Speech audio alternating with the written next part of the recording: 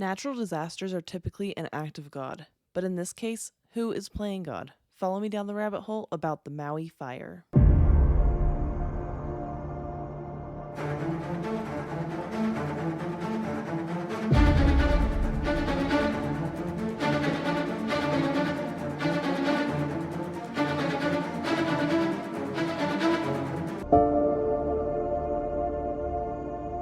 Hello, friends, and welcome back to the rabbit hole. I'm your host, Danny, and today we are talking about the Maui Fire, the fire in Lahaina. So many of you requested this, so thank you, Brooke, Lisa, Madeline, for your requests. Every time I cover a conspiracy like this, it brings up a lot of emotions because people died, people are missing, people's homes were lost. Please understand that I am reporting the conspiracy theory and that in no way takes away the pain that is caused by the tragic events. My heart and thoughts have been and are still going out to those that have been affected by the fires and all the fires because, there's constantly fires. California, we had a really, really tragic fire out here in Colorado just a couple years ago. The constant fires. I know that Canada's always on fire, so my heart goes out to all of you that have been affected by fires, that you've lost a loved one, or your family members are still missing. I know that in this case, for the Lahaina fire, there's a lot of children still missing. But let's do a little bit of the history. We're not going to get too much into the history of Lahaina or Hawaii. There's so much rich history there. I definitely suggest that you guys go check it out. But Lahaina is a town on the island of Maui, and it is located on the western side of the island. As of the 2020 census, there were 12,702 residents of the town, but they see a lot of tourism. It's actually one of the most popular places to tour. According to the 2020 article, 5 towns you need to visit on your next trip to Maui in Hawaii Magazine, Lahaina is the top town to visit. So before it had burned to the ground, that's the place that everyone wanted to go when they went to Maui. They actually compare Lahaina to Waikiki on Oahu. And celebrities such as Oprah Winfrey, Clint Eastwood, Woody Harrelson, Owen Wilson, Willie Nelson, Chris Christopherson, Lars Ulrich, Steven Tyler, Paul Simon, Shane Victorino, and Chris Berman have all called the area home in some manner. I'm not sure if it's all specifically in Lahaina, but it's all in that same general area. So what happened? In the early days of August 2023, several brush fires were reported all around the Hawaiian Islands. In the early hours of August 8th, a brush fire started in the Olinda Road area of Kula. So this fire was eventually named the Upcountry Fire, and evacuations in this area began within a couple hours of that fire starting. This pulled a lot of the firefighting resources to that brush fire because they didn't know that another fire was going to start. It is of note that Maui County only has 14 fire stations. 10 of these stations are on the main island. Around 5 a.m., residents in Lahaina and other West Maui communities were experiencing power outages. And these outages are attributed to high winds because Hurricane Dora was passing through the area at the time, so the winds were, they were gusts up to 60 miles an hour. They're pretty strong winds. At 6:30, a resident sees a utility pole break and a power line goes down and sparks the grass near Lahaina Intermediate School. And this actually forces evacuations in the neighborhood. But by 10 a.m., authorities claimed that the fire was contained. It was completely under control. Later that day, the Lahaina fire flares back up. So they're pointing the Lahaina fire back to this power line that went down officially. And this was around 3:30. So the fire department doesn't issue an update about this fire until about an hour later. So it took them an entire hour to issue anything to anybody about the fire. But just 10 minutes after this fire restarted, the flames were covering the eastern half of Lahaina Luna Road. And the fire was so severe that it blocked the bypass exit.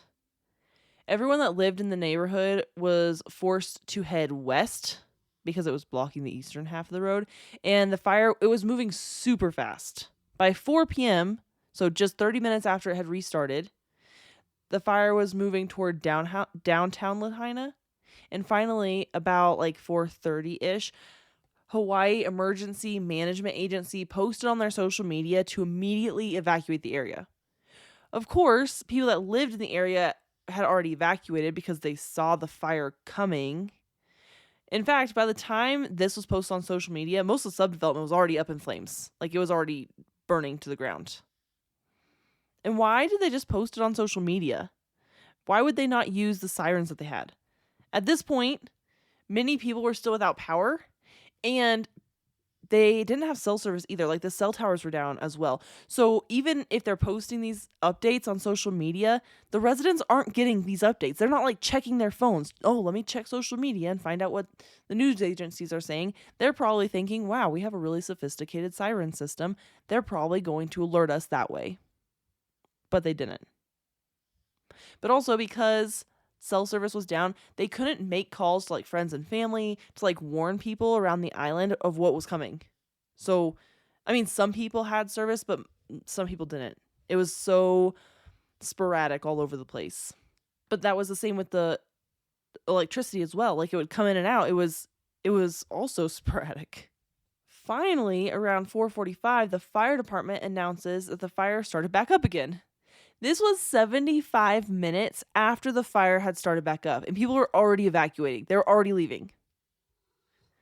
However, most people didn't start evacuating until they like saw the fire right there. And there are some people, like I read some individual reports. This guy said that he tried to get his elderly neighbor out of their apartment complex, and the elderly guy was like, "No, I'm sure that the fire department will tell us. They'll come evacuate us. They'll come and get us and make us leave."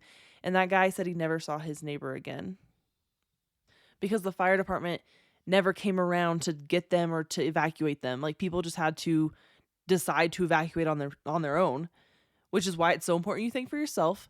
But also, I mean, you see a giant fire coming towards you, evacuate just in case, right? But, he was trusting. He thought that the fire department or somebody, some official would come and get him or warn him. But nobody, they posted on social media. Just before 5 p.m., Maui County announces it on their social media that, this fire started back up. So it's taken them a while, like an hour and a half, to post this.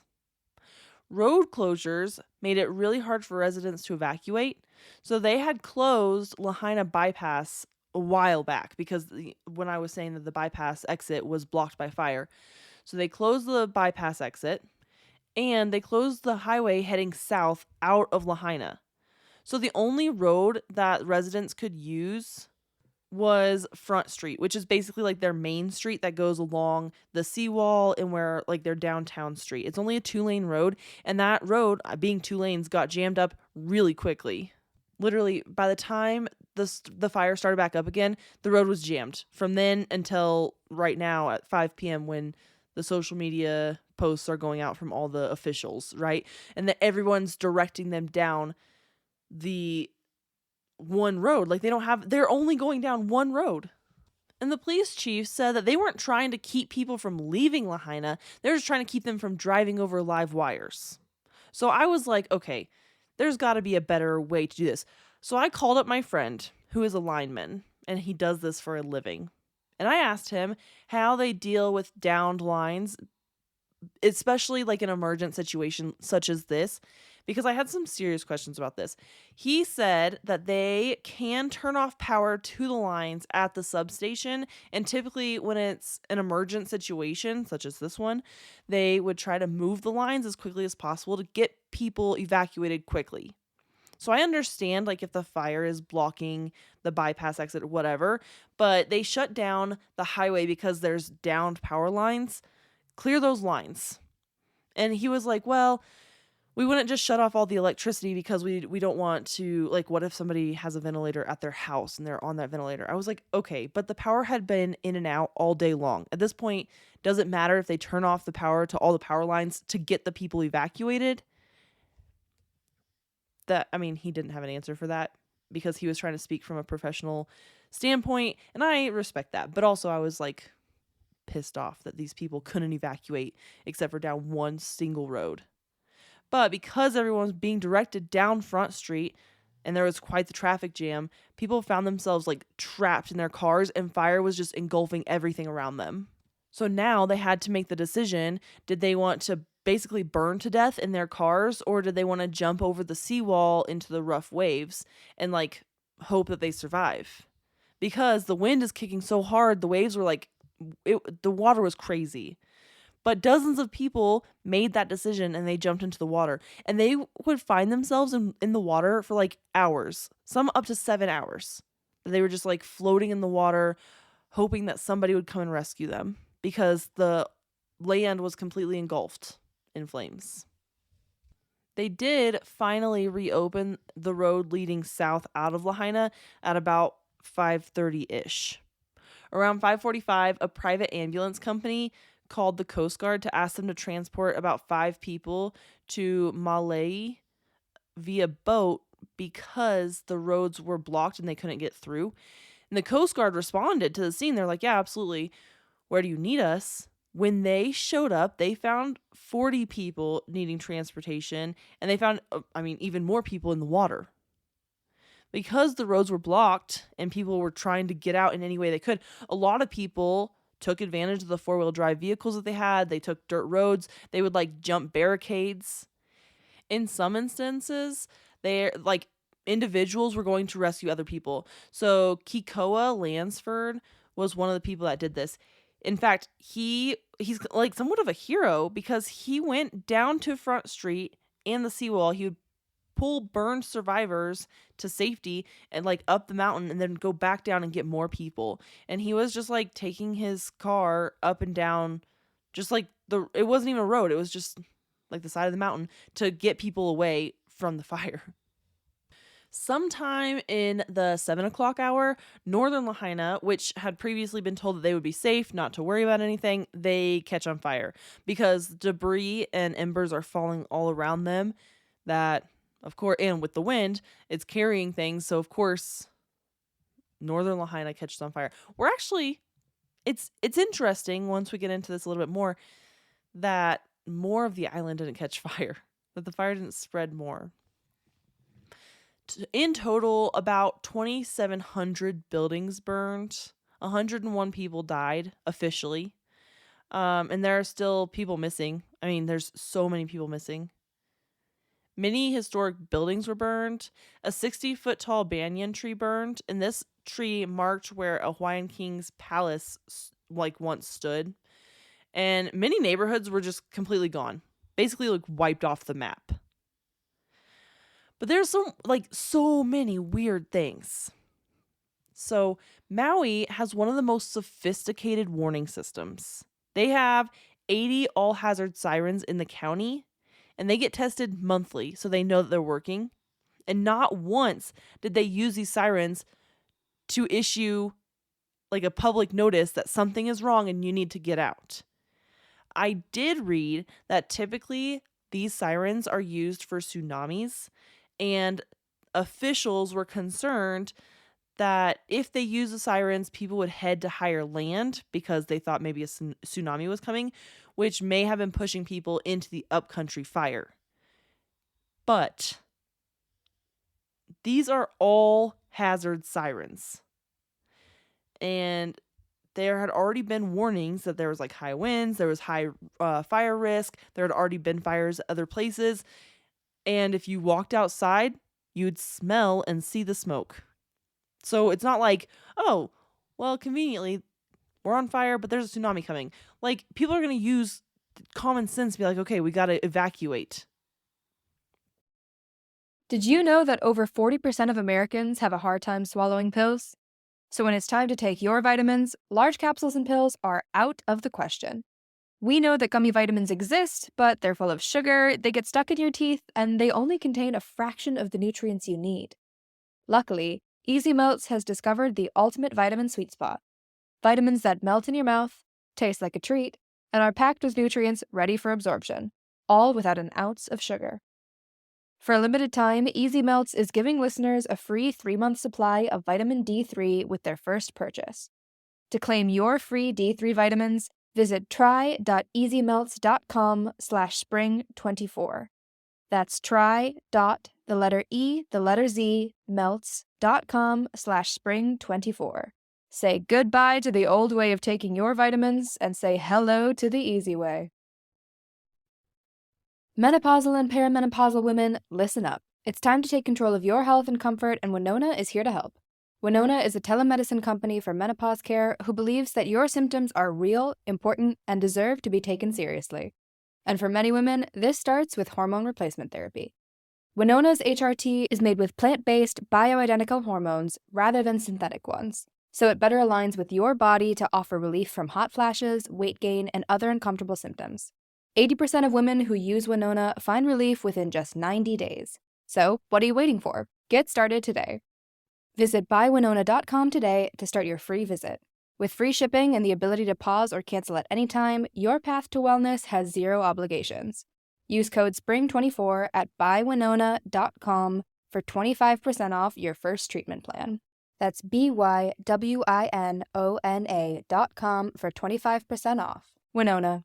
Menopause care made easy. Instead, the police were driving up and down. So instead of using these sirens, they were driving up and down like just regular streets with megaphones trying to alert the public. But those do not do as good a job as these all hazard sirens would have done that are tested monthly to make sure that they work.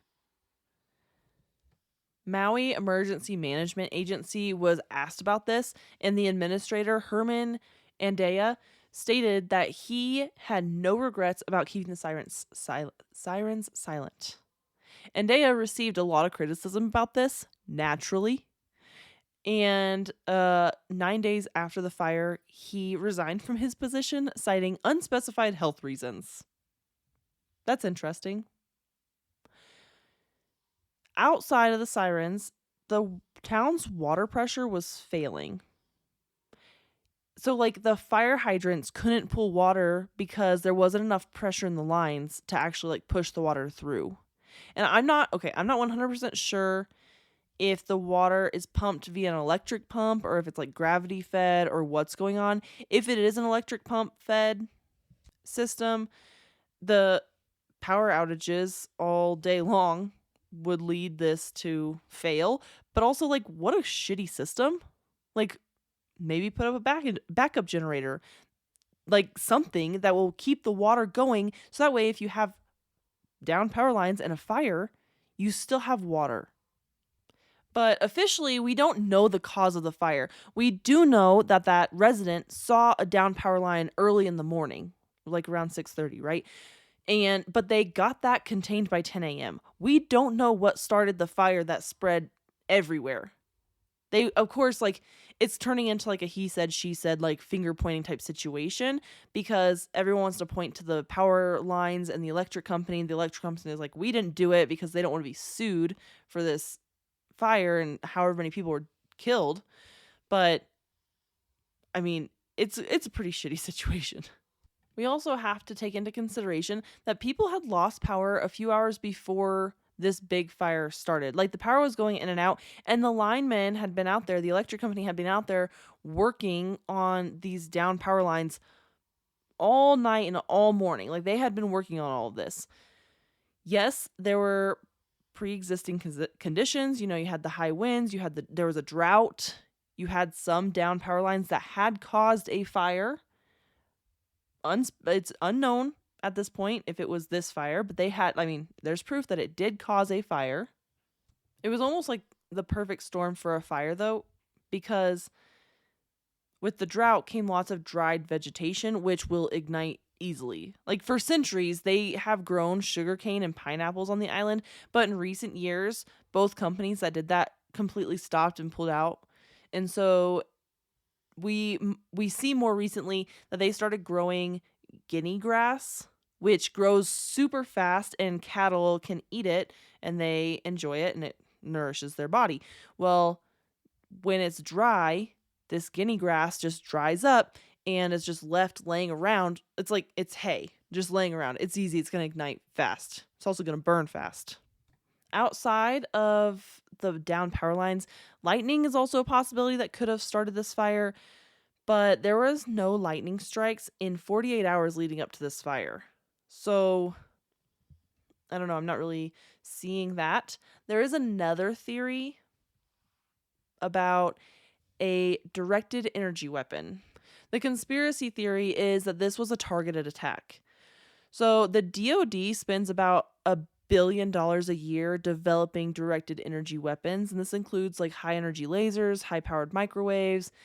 These weapons can disrupt and destroy their targets at the speed of light. They have actually developed lasers that have shot down drones, and that is what is assumed to have caused this fire is directed energy weapons, but specifically the laser, not the high powered microwaves, because they could directly hit certain things and cause a fire with a laser. And you can do that from space because it's a laser. It can go on and on forever.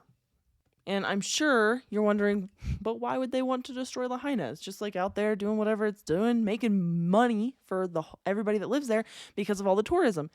Yeah, well, if they destroy Lahaina, it's a way for wealthy investors and billionaires to come in and start buying up land for super cheap, basically like a land grab. And they can start building whatever they want. They could be fancy houses, resorts, a smart city, whatever. The governor of Hawaii signed a pledge to the UN's 2030 Agenda of Sustainable Development just weeks before the fire. And this initiative was to reduce emissions. And he also signed an emergency proclamation on July 17th about housing and suspended 7 state statutes protecting historic preservation laws. So this was all 3 weeks before the fire. And the fire just so happened to burn down a lot of historic buildings.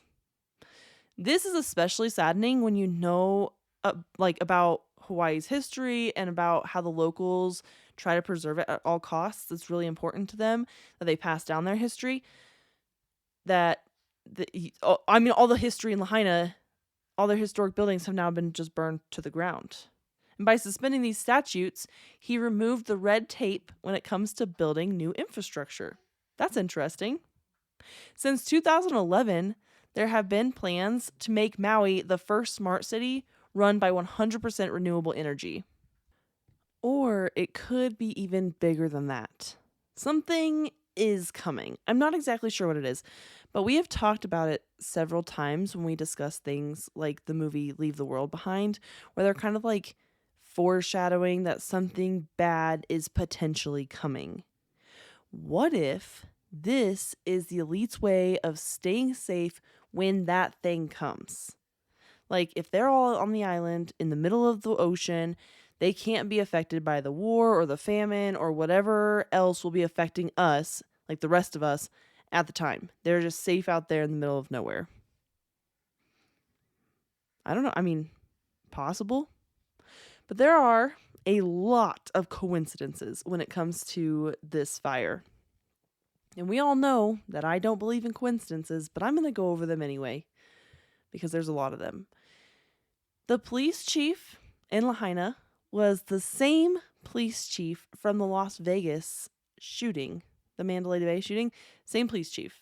He was the chief in Las Vegas at the time of the shooting. Now he's the chief of Lahaina during the fire. Dude's got bad luck. Officials immediately put up black fences around the burned areas and wouldn't let people back into their homes. Now, my parents' home burned down a couple years ago, and they were allowed to go back, walk around, help the investigators. The investigators came out same day. Come and go as they please, try to get as much of their belongings as they wanted to. Not at any point did they shut down that house. I don't know anybody that's been affected by like a forest fire. Otherwise, I would have called them and asked them the same questions. It just seems a little odd to me. Also, something that's odd is that the FAA grounded all drones. So they put a huge no-fly zone over that same area. So there's fences all around so people can't get in and out, and there's barricades and there's like checkpoints. And now the FAA put in a no-fly zone for drones so they can't fly over either to look at what's going on. That's really freaking weird. They also didn't want any media in the area. So I found some videos people posted of some very interesting things. Like cars were literally melting in the fire. The glass from the windows, the frames of the cars, they were all melting. There was liquid aluminum running down roads and like running down hills, like running like puddles. Like it had been running. Anyway, so I looked up what the temperature, what temperature glass melts at, and it melts between 1400 and 1600 degrees Celsius, or 2552 degrees to 2912 degrees Fahrenheit. So pretty hot. On average, a forest fire burns at 800 degrees Celsius. So almost half of the temperature that is required to melt glass. I could not find like specifically what a brush fire burns at, so I went with a forest fire instead. Now, mind you, in the video, they are showing a car that has been destroyed by the fire and the melted glass aluminum in the same lawn. It's like these two cars are parked in this lawn, and there's a tree in this lawn that hasn't been touched by fire. Like, there's still green leaves on this tree. There is even a house on this property that is completely untouched by the fire. There's a fence that goes all around this property, and it's just like a chain link fence. On the outside of that fence, fire hadn't touched it. It was weird, like these cars caught on fire, but nothing around them were on fire. And actually, there are other videos that I found on social media that didn't directly point out the melted metal on the ground, but as they're walking through the area, through the streets, you can see the melted metal from other cars and other places. So, like, this fire is burning hot. And also, there are random houses that just, like, didn't burn. Conveniently. Most mansions in the area weren't affected by the fire. There are pictures of houses that are still standing, but everything around them is burned.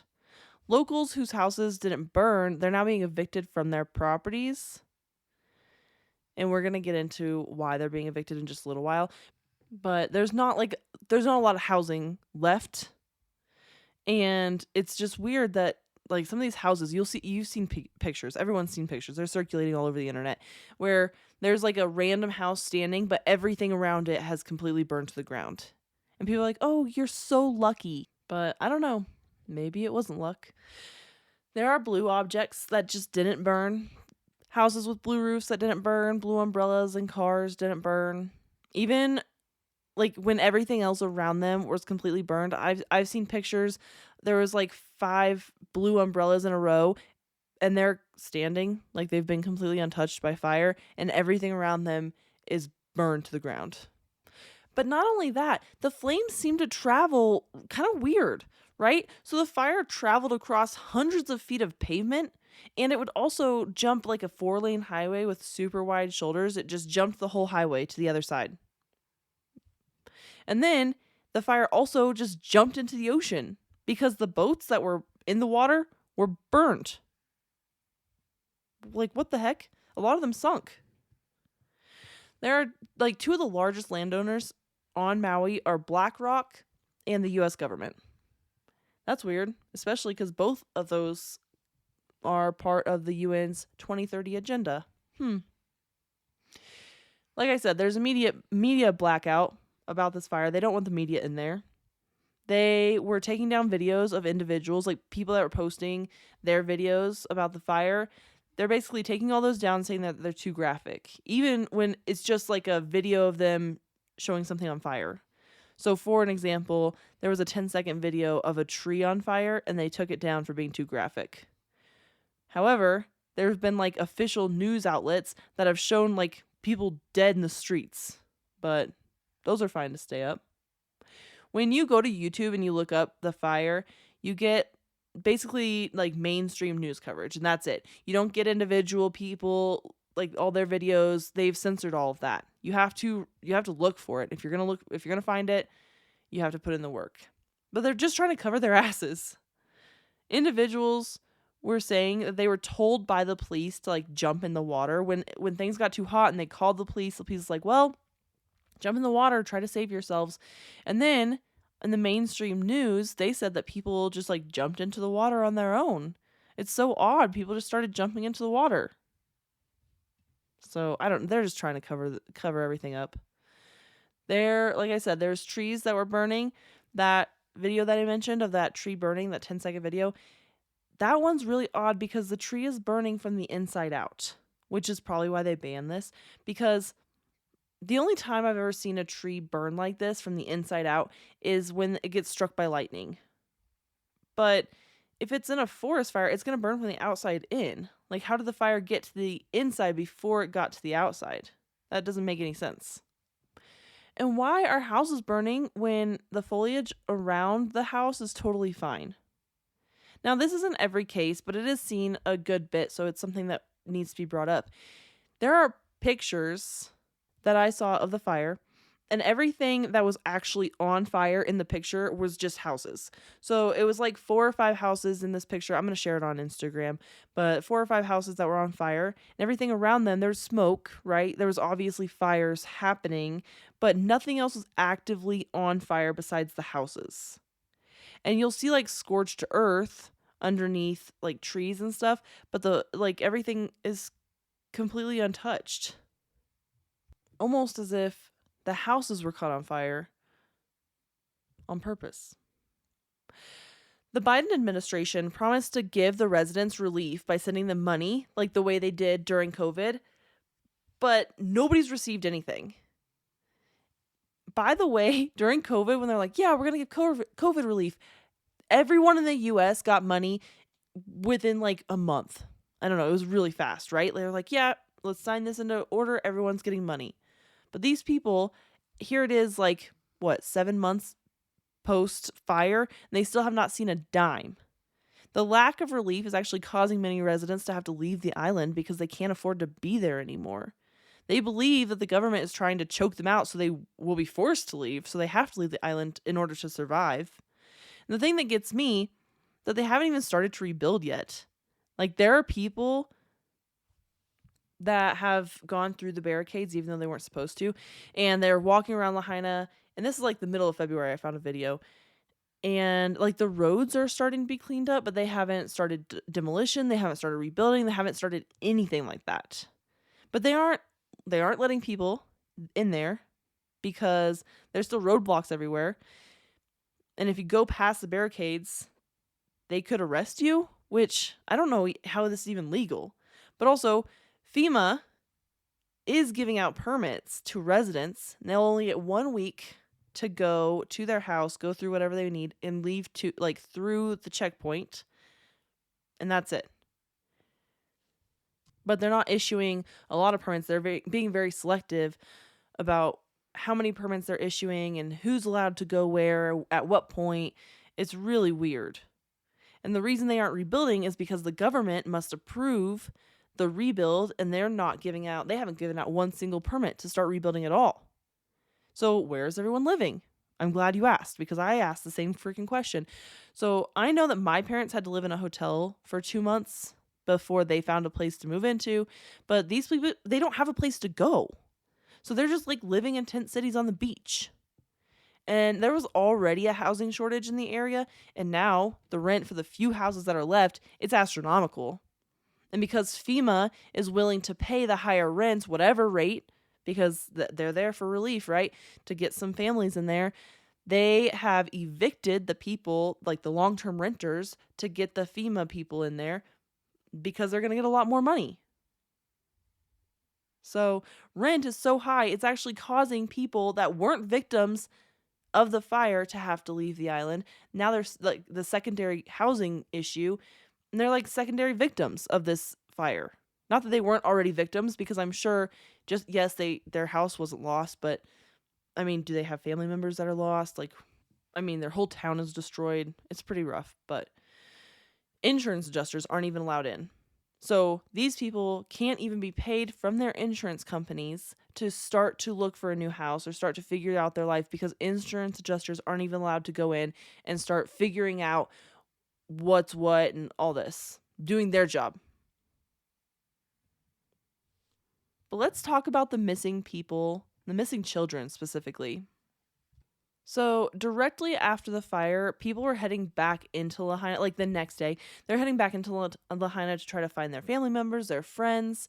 And I watched this video, this guy, he was saying, like, yeah, I had a lot of friends go back trying to find their people, and I still haven't heard from them, nor have I found their people either. So, like, they've just up and vanished. The official number is 101 people dead or missing. 101 dead and many more missing. I guess they're not calling the missing people dead yet because they don't know, but like, you're on an island, where are they going? The residents believe that the actual count of like dead and missing is closer to 300 to 400, but what's super suspect is that we don't even know the names of the people that are missing. Officials have not released that. We don't know if they're male, female, children. We don't know anything. And it's super weird because typically after a disaster like this, they're quick to release names.